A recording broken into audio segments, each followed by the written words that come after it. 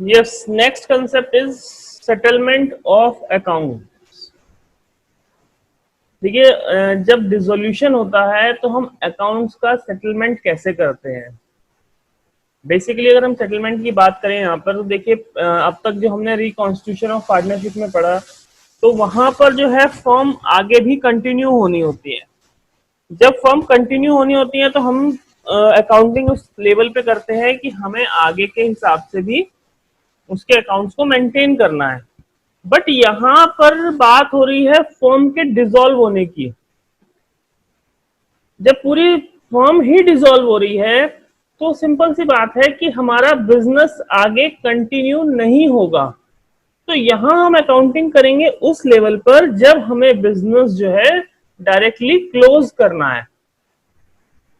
तो देखिए, जब भी हमें बिजनेस क्लोज करना होता है तो जो भी हमारी सबसे पहले तो पार्टनरशिप डीड देखी जाती है। उस पार्टनरशिप डीड में ये चेक किया जाता है कि हमारा जो भी वर्क हो रहा है या हमारा डिसोल्यूशन को लेकर के क्या क्या प्रोसेस है अकाउंट को क्लोज करने का। तो जैसे इन्होंने बताया है, in case of dissolution of a firm, the firm is to conduct business and has to settle its accounts for this purpose. So, settle its accounts. For this purpose, it disposes of all its assets for satisfying all the claim against it. In the context, it should be noted that subject to agreement among the partners, the following rules are provided in the section 48 of the partnership act 1932 shall apply. तो देखिए, जब भी dissolution होगा तो firm को seize कर दिया जाता है, मतलब जो भी बिजनेस उसका रन हो रहा है, और उसके सारे अकाउंट्स को सेटल कर दिया जाता है। इस पर्पस के लिए क्या करते हैं कि जितनी भी एसेट्स हैं सारी एसेट्स को डिस्पोज ऑफ किया जाता है और साथ ही साथ जो भी उनके ऊपर क्लेम है उनको सेटिस्फाई किया जाता है। मींस जो लायबिलिटी है वो पे ऑफ कर दी जाती है। और जो भी एग्रीमेंट के अंडर में जो मतलब पार्टनरशिप एग्रीमेंट हुआ था, उस एग्रीमेंट के अंडर में जो भी रूल्स रेगुलेशंस दिए हुए हैं उनको फॉलो करते हुए सारा कुछ फाइनलाइजेशन किया जाता है। और उसके अकॉर्डिंग, रूल्स के अकॉर्डिंग जो ट्रीटमेंट होते हैं वो आपको इस टाइप से सीक्वेंस में दिए हुए हैं as per section 48 of the partnership act 1932। First one is the treatment of losses. सबसे पहले हम लेते हैं ट्रीटमेंट ऑफ लॉसेस। लॉसेस का ट्रीटमेंट किया जाता है।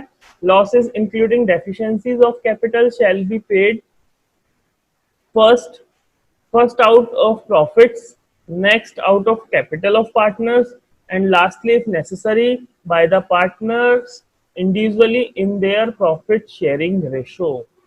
लॉसेस, ट्रीटमेंट ऑफ लॉसेस कैसे किया जाता है? सबसे बड़ी बात यह है कि अगर बिजनेस को जब हम क्लोज कर रहे हैं और वहां पर हमें लॉस हो जाए या फिर डेफिशिएंसीज हो जाए कैपिटल्स की, तो उन सब को कैसे कवर अप किया जाएगा?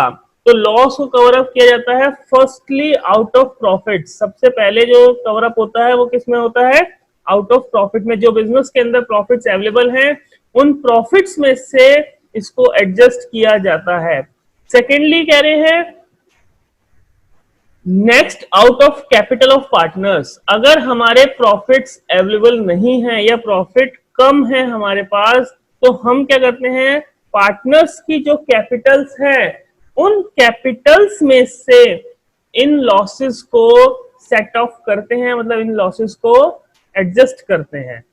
और अगर पार्टनर्स की कैपिटल भी कम रह जाती है तो लास्ट में अगर हमें लगता है कि हमारे प्रॉफिट्स भी नहीं कवर कर पाए और हमारे पार्टनर्स की कैपिटल भी कवर नहीं कर पाए, तो उस कंडीशन में जो पार्टनर्स हैं वो अपने प्रॉफिट शेयरिंग रेशियो में बिजनेस को पे करते हैं, मतलब फर्म को पे करते हैं, ताकि वो फर्म अपने डेब्ट्स को कवर अप कर सके। तो लॉसेस को एडजस्ट करने का सिंपली ये 3 स्टेप बताए गए हैं। फर्स्टली लॉस को प्रॉफिट में से कवर अप करिए, सेकंड लॉस को जो है इंटरेस्ट आउट ऑफ कैपिटल जो है उनमें से कवर अप करिए, अगर उसके बाद भी कुछ बच जाता है तो प्रॉफिट शेयरिंग रेशियो में पार्टनर्स जो है पे करेंगे टू द फर्म। सेकेंडली बात आती है एप्लीकेशन ऑफ एसेट्स। एसेट्स का क्या प्रोसेस होता है? The assets of the firm including any sum contributed by the partners to make up deficiencies of capital shall be applied in the following manner and order. देखिए, जो भी assets हैं firm की और उसके अलावा जो भी पार्टनर्स ने कंट्रीब्यूट किया है कैपिटल की डेफिशिएंसी को कवर अप करने के लिए, उन सबको इस प्रिस्क्राइब्ड ऑर्डर में फॉलो किया जाता है। First one is the in paying of debts of the following of the firm to the third parties. सबसे पहला जो स्टेप होता है वो क्या है कि डेब्ट पे किए जाते हैं फर्म के to the third parties. Third party से मतलब है यहाँ पर जो भी हमारे आउटसाइडर्स हैं, आउटसाइडर लाइबिलिटीज हैं, ऐसी लाइबिलिटीज जो पार्टनर से अलग हैं, फर्म और पार्टनर से अलग जो भी बाहर से आउटसाइडर हैं, like your creditors, your bank loans, your creditors, your bank loans, your outstanding expense, your government duties and taxes, any other outside liabilities। जितनी भी अदर लाइबिलिटीज हैं जो एक्सटर्नल लाइबिलिटीज हैं जिनका पार्टनर से रिलेशन कुछ नहीं है, उन सबको फर्स्टली पे किया जाता है। Secondly, in paying each partners proportionally what is due to him or her from the firm for the advance as distinguished from capital। means बाहर की लाइबिलिटीज से अलग, आउटसाइडर लाइबिलिटीज से अलग इनसाइडर लाइबिलिटीज देखी जाती हैं। इनसाइडर लाइबिलिटीज से मतलब यहाँ पे क्या है कि अगर किसी पार्टनर ने फर्म को किसी टाइप का एडवांस दिया हुआ है या किसी टाइप का लोन दिया हुआ है, जैसा कि हम पहले फंडामेंटल्स के चैप्टर में पढ़ चुके हैं, पार्टनर्स जो हैं फर्म को लोन दे सकते हैं। तो इस टाइप का कोई भी ट्रीटमेंट ऐसा है कि किसी भी पार्टनर ने फर्म को कुछ अमाउंट एडवांस में दी हो या फर्म को कुछ किसी टाइप का लोन दिया हो, तो सेकंड प्रायोरिटी यहाँ पर गिवन करी गई है टू द पार्टनर्स लोन और एडवांस। तो सेकंड नंबर पे हम पार्टनर्स के लोन और एडवांस को पे ऑफ करते हैं। And the third priority is in paying to each partner proportionally what is due to him on the account of capital। अगर इन सब के बाद जो भी अमाउंट बचता है उसको डिस्ट्रीब्यूट किया जाता है, उसको पे किया जाता है as per the profit sharing ratio, जो भी उनका है, जो कैपिटल उन्होंने इन्वेस्ट करी हुई है उसके अकॉर्डिंग। जो भी बिजनेस में इन्वेस्टमेंट उनकी है उसके हिसाब से जितनी इतनी कैपिटल उन्होंने पे ऑफ करी हुई है उनको पे करा जाता है, और इसके बाद भी कुछ प्रॉफिट्स बच जाता है या कुछ अमाउंट बच जाती है एसेट्स की, तो उसको डिस्ट्रीब्यूट किया जाता है पार्टनर्स में प्रॉफिट शेयरिंग रेशियो में। ठीक है जी, ये ट्रीटमेंट होता है लॉस कैसे एडजस्ट करने हैं और एसेट्स को कैसे अप्लाई करना है वहां पर जो हमारे पास बिजनेस में अवेलेबल है। क्योंकि फर्म डिसॉल्व होने जा रही है तो ना तो कोई लॉस बैलेंस आना चाहिए ना कोई प्रॉफिट बैलेंस होना चाहिए। जो भी अकाउंटिंग ट्रीटमेंट है वो वहां पे फाइनलाइज हो जाएगा, कुछ भी आगे प्रोसेस नहीं होगा क्योंकि फर्म आगे कंटिन्यू नहीं हो रही है। नेक्स्ट कह रहे हैं हमारे पास the amount realised from assets along with the contribution from partners if required shall be utilized firstly to pay off the outside liabilities of the firm such as creditors, loans, bank overdraft, bills payable। जैसा कि मैंने आपको बताया जो भी relies होती हैं assets contribution of partners capital, सबसे पहले जो यूटिलाइज होता है वो आउटसाइड लाइबिलिटी के लिए होता है, जैसे कि क्रेडिटर्स हैं, लोन्स हैं, बैंक ओवरड्राफ्ट हैं, बिल्स पेबल हैं, एटसेट्रा।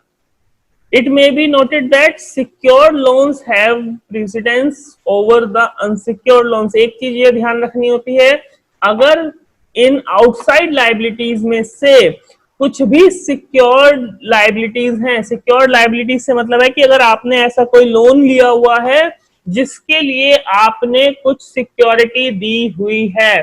सिक्योरिटी देने से मतलब है यहाँ पर कि जैसे हम लोन बैंक से लेते हैं या कहीं से भी लेते हैं तो हम वहां पर सिक्योरिटी प्रोवाइड कर देते हैं। सिक्योरिटी में मतलब कुछ भी चीज वहां पर सिक्योरिटी में डिपॉजिट कर सकते हैं, जैसे कि पेपर्स होते हैं, घर के पेपर्स रख देते हैं कुछ लोग एफडी वगैरह रख देते हैं सिक्योरिटी में। तो इस टाइप से अगर कोई सिक्योरिटीज हमने दी हुई हैं तो उन सिक्योर्ड लोन का पेमेंट अदर लोन के अकॉर्डिंग अदर लाइबिलिटीज से पहले किया जाएगा, क्योंकि सिक्योर्ड लोन्स को सिक्योर्ड डेब्ट्स को फर्स्ट प्रायोरिटी दी जाती है अनसिक्योर्ड के कंपैरिजन में। नेक्स्ट कह रहे हैं balance should be applied to repay loans made by the partners to the firm. Balance जो बचता है उसके बाद, जैसा कि हमने सेकेंड लाइन में पढ़ा था कि बैलेंस जो बचेगा उसको अप्लाई किया जाता है रीपे करने के लिए, किसका? Partners loan to the firm. जो भी लोन्स पार्टनर्स ने दिए हैं फर्म को, उनको रीपे करने के लिए काम में आता है।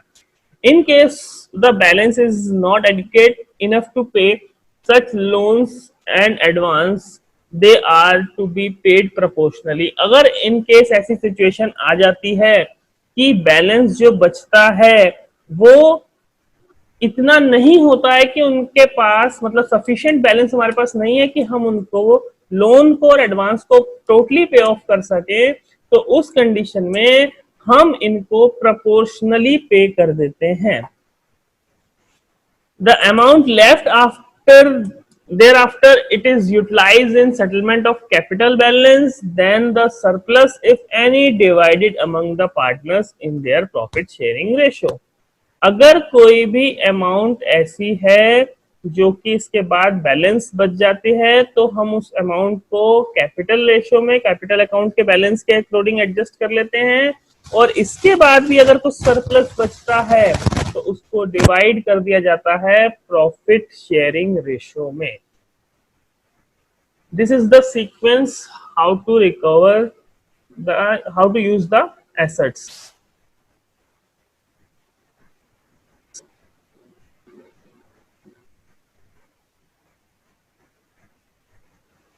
Private debts and firm debts।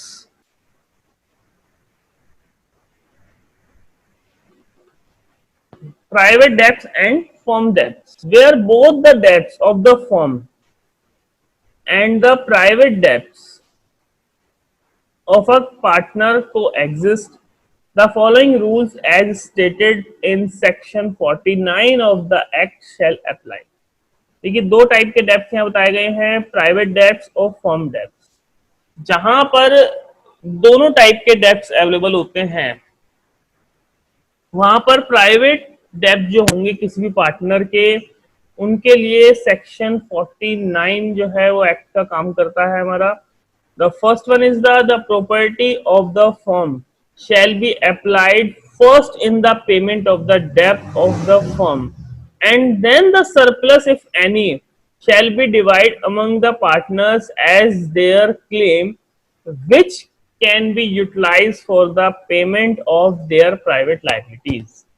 देखिए यहां पर इन्होंने क्लेरिफाई कर दिया है कि जो प्रॉपर्टी ऑफ द फर्म होगी, अगर कोई फर्म की प्रॉपर्टी है, फर्म की कोई भी एसेट्स है, तो वो एसेट्स वो प्रॉपर्टी फर्स्टली जो यूटिलाइज होती है that is utilized for the payment of debt of the firm। Firm के डेब्ट के लिए ही यूटिलाइज होगी फर्स्ट सिचुएशन में, first priority given to the firm debts and the firm liabilities.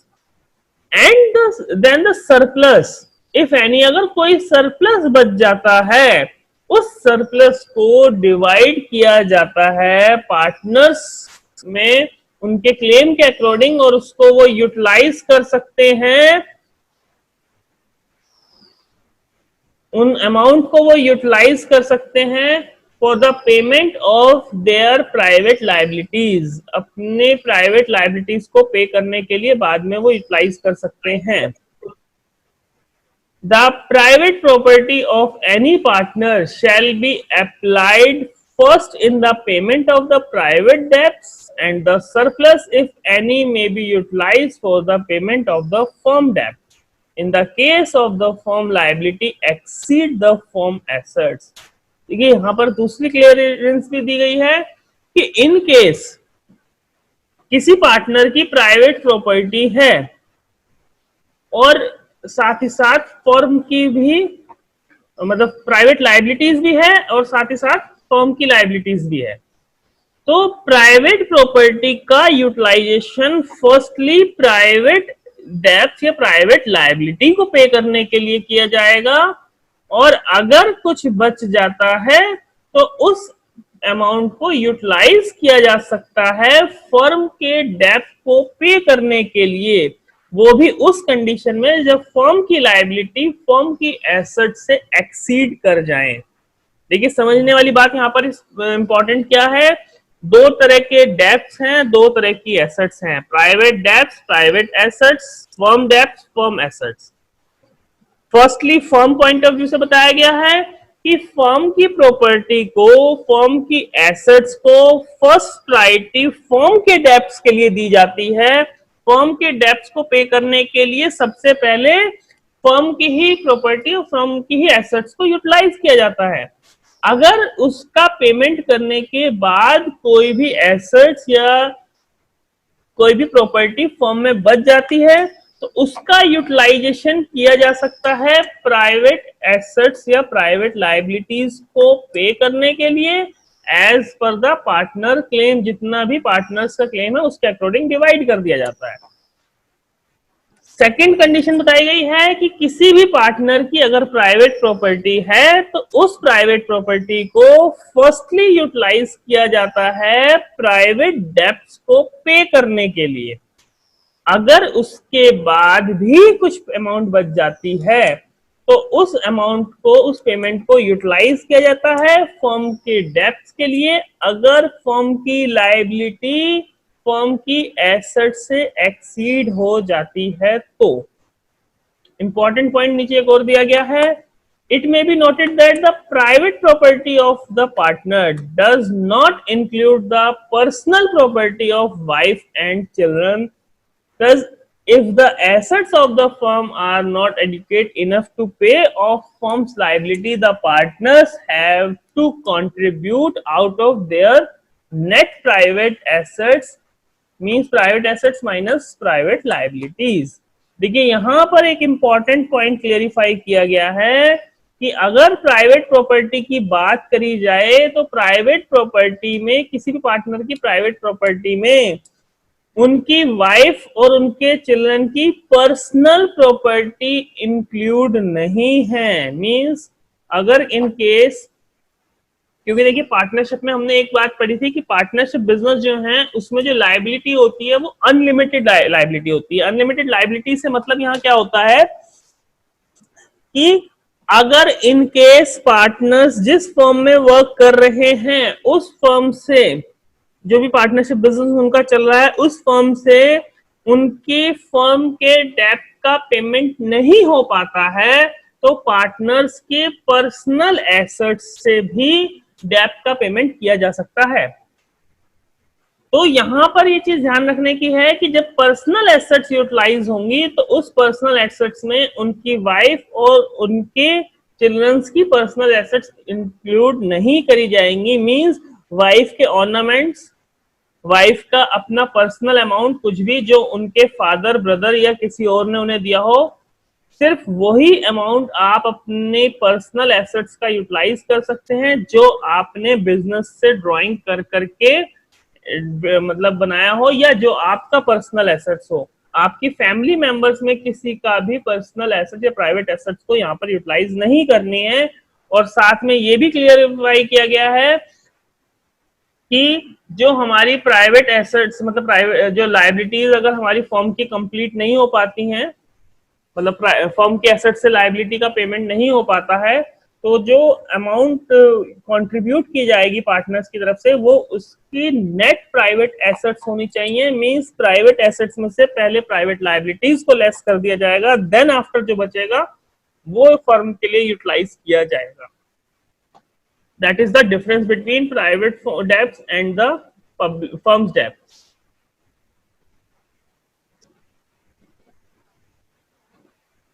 Next one is the inability of a partner to contribute towards deficiency. अगर कोई partner जो है हमारा, बेसिकली यहाँ पर बताया गया, कोई पार्टनर जो है इनेबल है, जो डेफिशिएंसी है कंट्रीब्यूट कर, मतलब उसके नाम की, उसको कंट्रीब्यूट करने के लिए। In the context of settlement of partners among the partners, there is still another important aspect to be noted.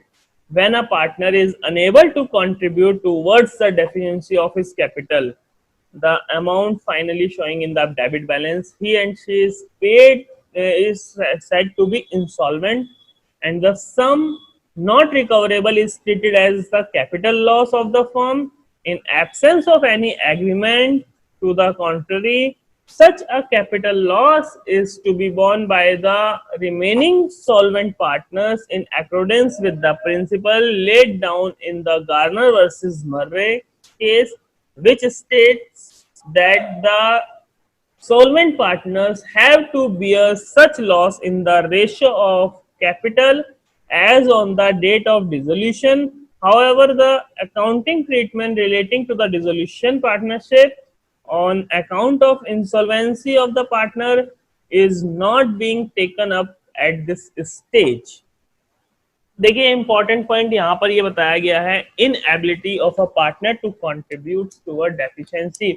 बहुत बार ऐसी सिचुएशंस आती हैं कि कोई पार्टनर जो कि मतलब अगर आपके बिजनेस में कैपिटल लॉस आ रहा है, कैपिटल लॉस से मतलब है कि बिजनेस की एसेट्स कम है, बिजनेस की लायबिलिटीज ज्यादा हैं। जब हम बिजनेस को क्लोज कर रहे हैं, बहुत बार बिजनेस क्लोज कब किया जाता है, जब बहुत ज्यादा लॉस हो रहा होता है।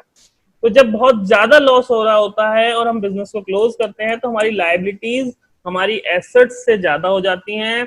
ऐसी सिचुएशंस में यहाँ पे क्लियरली कहा गया है कि अगर ऐसी सिचुएशन आ जाए और कोई एक पार्टनर ऐसा हो जो जितनी डेफिशिएंसी आई है उस डेफिशिएंसी को पे करने के लायबल नहीं है, कोई पार्टनर जो अपने हिस्से का जो डेबिट बैलेंस है, जो डेफिशिएंसी ऑफ कैपिटल है, वो उसको पे नहीं कर सकता है, तो ऐसी कंडीशन में उस पर्सन को या उस पार्टनर को क्या कहा जाता है, इंसॉल्वेंट कहा जाता है। वो पार्टनर क्या हो जाता है, इंसॉल्वेंट हो जाता है।